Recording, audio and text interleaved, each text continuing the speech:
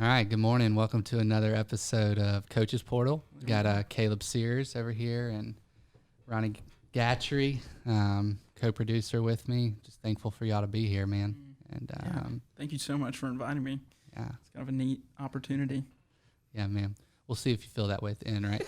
I was thinking the same thing. Yeah, well, Caleb, we can start off, bro. The first question's kind of standard across the board. People listening, we want them to be able to put on your lens. So any part of your story that you want to share, you have to keep it under 5 minutes. It's kind of the thing. I told Ronnie to think 2 minutes because he talks. Okay. It was going to go over regardless. Yeah, regardless. So, yeah, man, any part of your story that you just feel to help us put on your lens. Yeah. So, man, as I think about that, probably the biggest lens that I had growing up was the fact that I was Southern Baptist. My dad was a Southern Baptist minister. It made us move around a ton, and so I got to interact with all different kinds of people growing up because of that. I lived in Montgomery, Alabama. That's where I was born. Lived in Birmingham for about 8 years. Lived in Mobile for about 3, in Jackson, Mississippi, and then Panama City, Florida, right before I graduated. So moved around a good bit, and then lived in New Orleans after I got married. Then moved back up here, which is nice to be in Birmingham. But so every time the church doors were open, I was in church, and that shaded a lot of my view on life. And then in middle school, I ended up going to a Christian private school, and that shaded a lot of my understanding on life too. Those were like really sweet times when I was in middle school.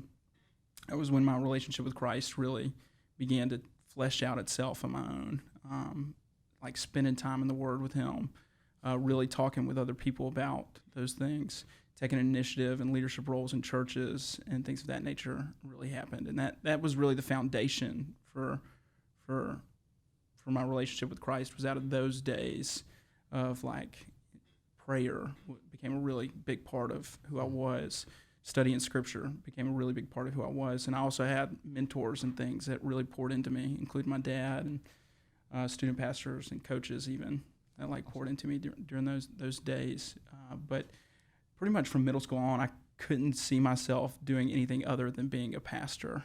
And that was really what my life began working toward. I enjoyed sports. I enjoyed a lot of other things, but at the end goal of like my life at that stage was, I'm going to serve on a church. You know, I want to partner with the church however I can for it to be all that it can be and all that kind of stuff. And so when I graduated high school, I started serving at a small campus. And when you think of campus, you usually think of like a newer church, but it was like this old school, like dying church that this church took over. And so it was like 70 members of like rural outside of Panama City, Florida. And that was my first introduction to like real ministry of like dealing with certain kinds of environments and people in church, government, so to say. And even as I progressed down that way of thought, I continuously thought there had to be a better way to do church. Just situations or different things that I got into from that standpoint. Even friends that I began to make and push into started pushing me in that direction of like, is this really the best way that we can reach people for the kingdom? Is this really the best manifestation of the kingdom on earth? Is this like the way that we want to do this? Or are there other ways? Like, why don't we just like try things and just see how it goes? Let's do some experiments and kind of go in that direction. And so I had a few friends that kind of I partnered along with. Moved to New Orleans after I got married to my wife Molly, and that even intensified there with groups of people there. And so as I got introduced to like Hugh Halter and kind of that network of people, Neil Cole and those kinds of things, those books, not actually those people, as I know that Nick has some relations with some of those people somewhat. And then I moved to Florida. Then I moved to Birmingham to be a student pastor, and had a little bit of a rocky experience and numerous things, probably some things that I don't know that I want to say on camera, to be honest. I respect it. Yeah. But just saw a lot of heartbreak among my students. Saw a lot of circumstances that were really unfortunate. Just forms of abuse, and not just church abuse, but like other kinds. And found myself on the opposite side of people that I just wouldn't have thought I would have found myself on the opposite side of in a church setting, and really got beaten up. And that's when I found Common Thread, the community, and really partnered up with them. And that's where I am today to some extent. Yeah. Whatever that means. Yeah, whatever that means, bro. And they, in opportunities that I just never thought would be in front of me, have been put in front of me. And so Dylan helped start a low-income housing business through Common Thread called Threshold. And then now I actually work for a property management company through a connection with Common Thread. That's kind of given me even more opportunities, more understanding of like business and things of that nature. And so I do commercial property management and then housing as well. So it's a journey, bro. That's 5, man. That's Oh, good. That's really 5. good. I left a whole ton out, but I think that just shading who I am. That's a really cool lens Sure. because, there's so much there of just, one, growing up, we said when the church doors are open, you're there. And then just how this question of how do we reach more people for the kingdom, and what does that look like? What does that look like leveraging every part of your life? You talked a little bit about marriage, Molly, and then how many kids you got? So I have 4 kids. Oh my goodness, Caleb, I didn't know this. Yeah. So my oldest is 9. He'll turn 10 in January. And I got an 8-year-old and a 2-year-old and a 4-month-old. Come on, bro. So we got to talk about this step, right? Like this is a 1 minute sure, right here. How did this happen? Super quick. Like when I was in high school, I always thought that I would adopt. Yeah. Like that was always something that was a passion of mine. That wasn't something like I thought like, how does that happen, or what does that even mean? Like the process of it all. But even when I started dating Molly, my wife, I mentioned that I wanted to adopt. That I always had seen myself like wanting to adopt. Well, Molly, much more detail oriented, like trying to figure out the minutia of things. Like she ran toward it, and like her heart was massively shaped throughout that entire process.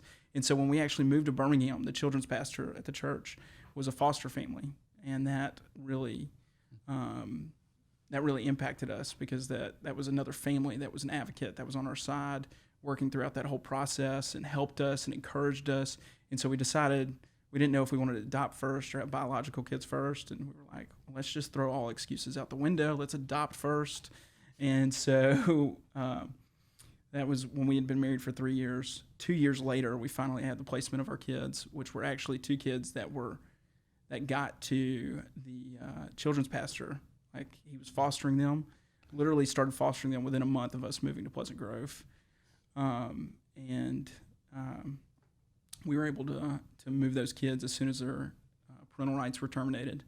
They were able to move into our house, and we were adopted them.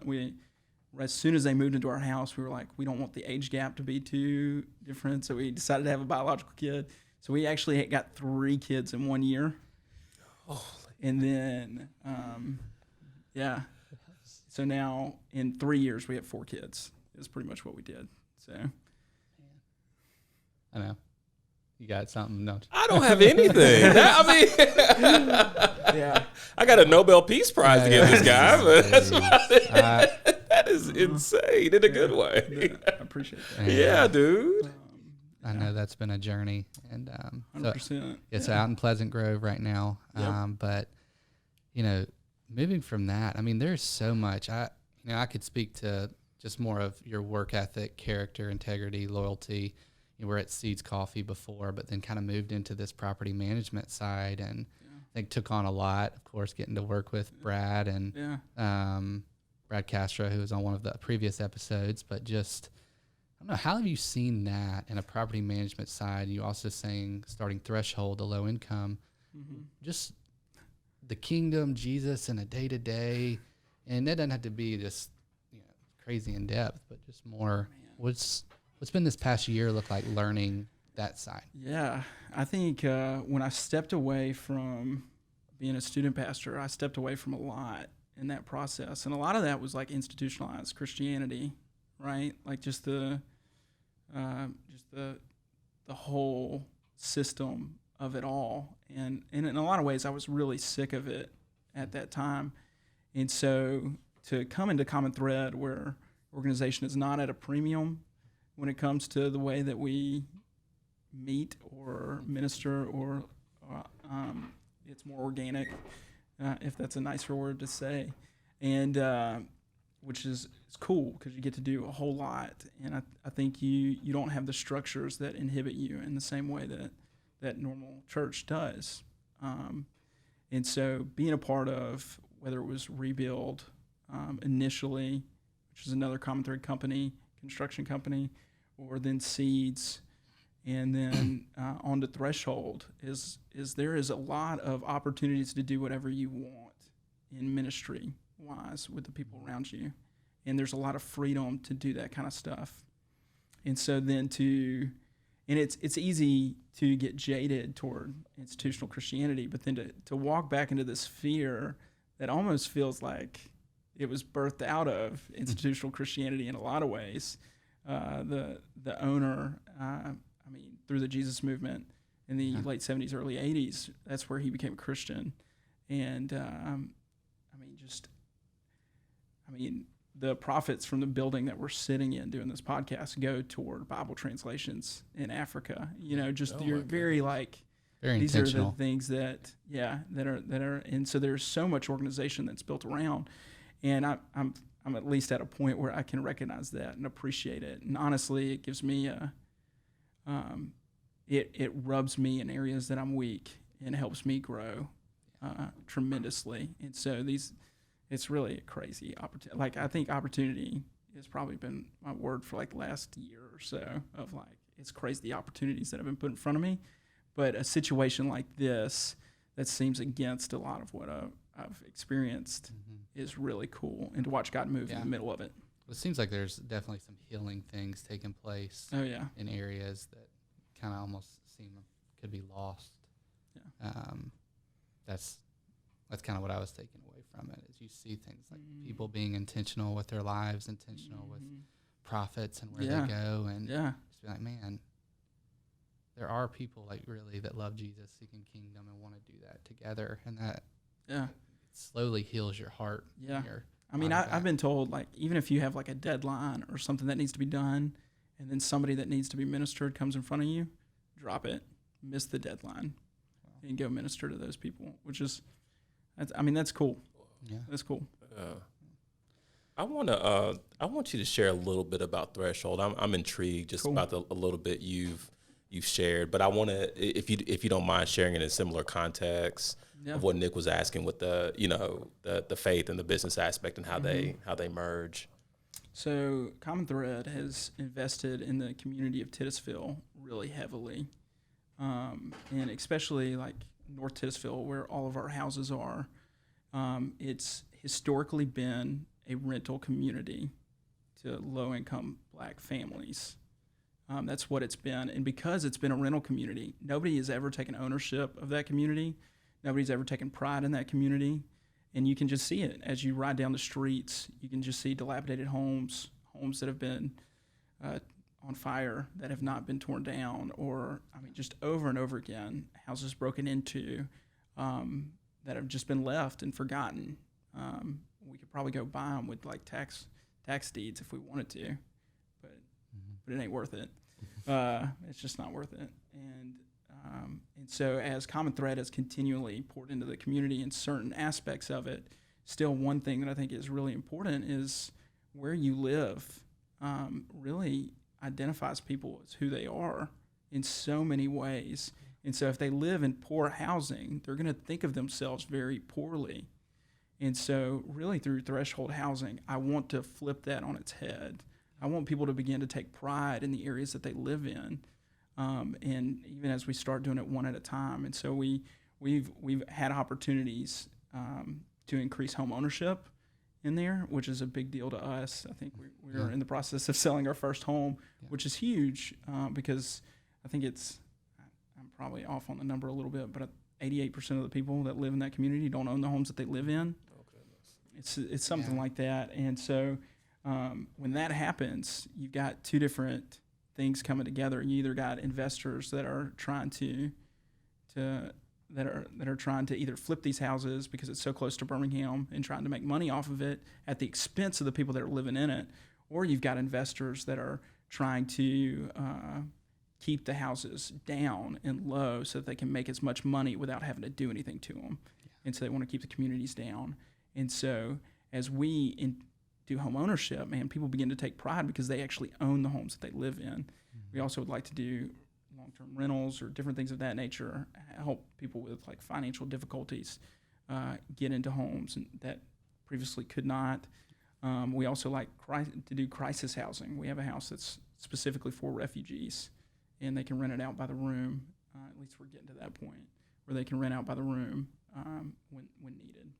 So, yeah, there's a lot there from slumlording. I mean, Alabama is actually known as, I guess, one of the best housing markets in the world, which it's actually not all a good thing because it's such low pricing for houses, but it creates a opportunity for slumlords to own homes for a long period of time, keep them at crazy rent for what they're living in. And if you're working with communities that have bad credit or don't know how to go through that process, and if you keep houses at their value of $50,000 or less, you can't get a loan on a house. Yep. And then if you were to put money into the house to redo it, it's not going to appraise for the amount that you would put into it. Yep. So you're putting communities in a place where they cannot thrive. Yeah. So, Caleb didn't even speak to this a ton, but one of Caleb's main roles that he does as well as anyone is a friend with tenants and knowing their process of where they want to get to, of home ownership. Do we need to do a lease to own long term, and pretty much creating these infrastructures that are specific to the person in the home. So that's just been really powerful to work with him on that. I get to play certain roles. My roles are extremely, say 5% involved. Usually a random phone call to Caleb. How you doing? You need anything? No, got it. Running around really all the time. Running around all the time. Good. Okay. If it's okay, can I switch gears a little bit? Thank you for sharing that. Absolutely. I wanna go back to your lens a little bit. Okay. All right. You talked some about you from a young age wanting to adopt. Mm-hmm. Can you unpack that a little bit and tell us like where that desire came from? Oh, that's a good question. I don't even know at this point that I understand that entirely myself. That seems so long ago. Okay, that's fair. Great question, I think I think especially when I was in middle school and high school, it was overseas adoption was probably the more logical step for me. I think that's really what's placed in front of most Christians is that lens, that view of adoption from overseas and just the need. And I mean, it stems back just to the fact of the fatherless. Like, why in the world would I not adopt? I think is more of the question. I don't think I ever thought that I wouldn't adopt because it just didn't make sense. Why would I not? Like, we have the resources, we have the thing. There are fatherless children out there. Like, why would we not easily answer that need and move one of those children into our house? Why would that not be part of my calling? Mm. Well, one of the last questions we just ask usually is if you're gonna. We've got about 8 to 10 minutes, but we're doing good. But just 3 practical things of you and Molly, or just in your day to day. It seems like there's crap tons of stuff going on in your life. How do you actually? And most of them are random calls that. When I pick up this phone, I have no clue what I'm going to get right now. Me and you know that right now in so many ways. But how do you just stay, I guess, the simple 3 things that you just could live by? I would say that the first thing is honesty, complete and utter transparency. has to be part of my life. I don't like hiding things. I hate lies so much, and I believe that there is so much power in truth. It's when we start believing lies or we start telling lies and trying to shade the truth that we lose a certain amount of power. We lose a certain amount of understanding when we don't rightly view ourselves in our relationships, say with our wives. Then we don't live right. When we don't view ourselves rightly in our relationship with God, then we don't live right. And so being completely transparent and honest with everybody around me gives me the freedom for failure, right? Like I can fail, like that's completely fine. Like as long as I know that I'm completely fine to fail, then I can tell the truth at any point, right? Because and as long as I'm, and through my past and certain things that I've dealt with, I've learned to become okay with failure and that it doesn't define me. The truth defines me of really who I am. And so honesty, I mean, that's just so much as I parent and try to get my kids to understand one thing is just to always tell the truth. I'm not going to be mad if you do something stupid. I expect you to do stupid things. If you're not doing stupid things, you're not having fun. I get it. Which means you're not living. Right. You're not living the life that I want for you either, you know?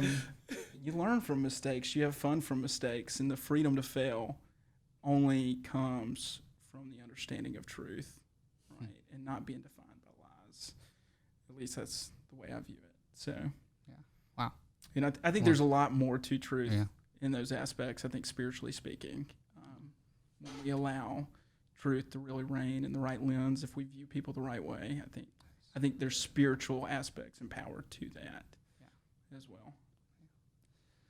So you just want to go with that one? I mean, we got two more for us. I was like, that one right there. So much range from that one. I'm like, I think the thing that I'm really trying to focus on right now is like living in moments.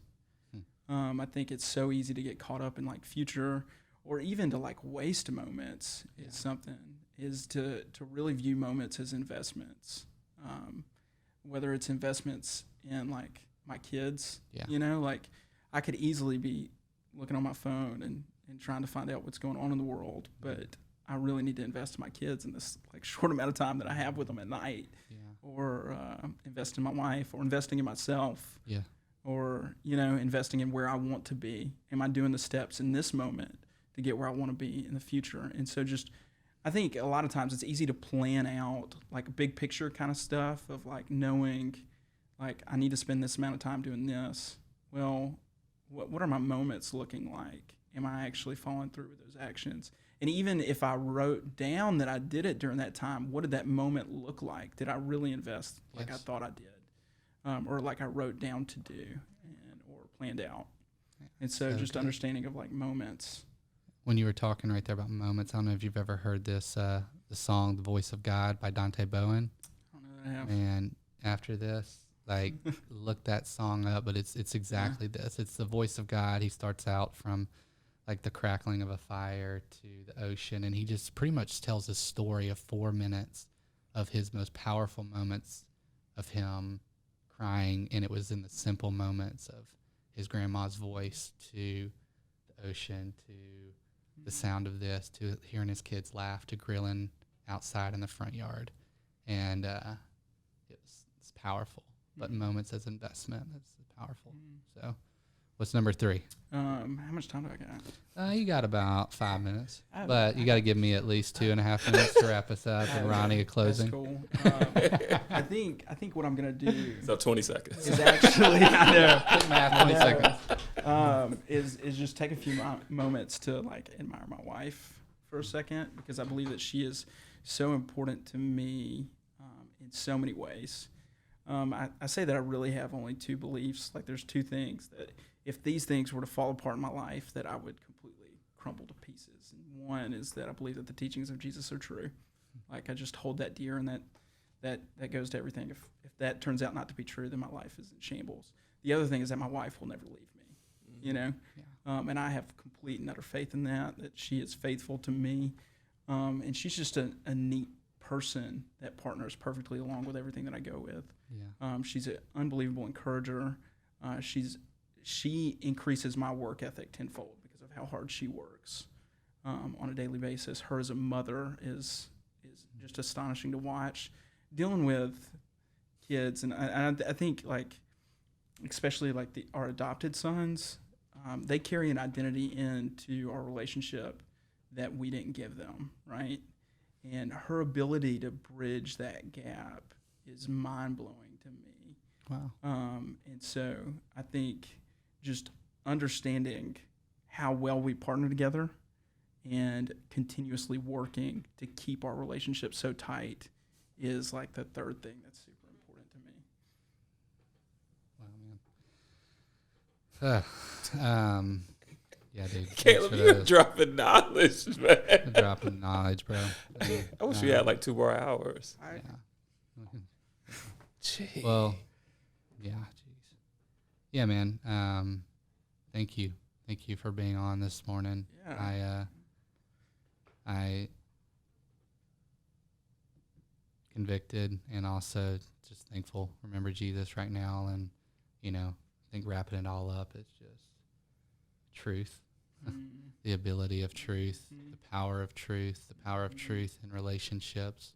There's risk when there's truth. Like there's like it's a vulnerable place to be. Yeah. Sometimes in our greatest risk comes the greatest freedom. Yes. It's actually usually it's not sometimes that is it. That is it. And if we could realize that it does take risk to tell truth, but once you've got to that point where there is no more hiddenness and you build on truth, there is freedom. We have to realize that. And then, man, what you said of moments as investments, I thought that was so powerful because you can just be like, you can think of investments in certain things, but like, man, these moments as investments and the beauty of investments. And I think the last word was just admiration, like admiring the gifts of God that he's given us and how special our wives are, or just how special like he loves, how much he loves us. The grace he's given to us is powerful. But man, thank you so much for being on today. Ronnie, thank you, brother, for being here. I had fun. Yeah. Same here. And so I just pray that if you listen, you take something and move. So have a good day.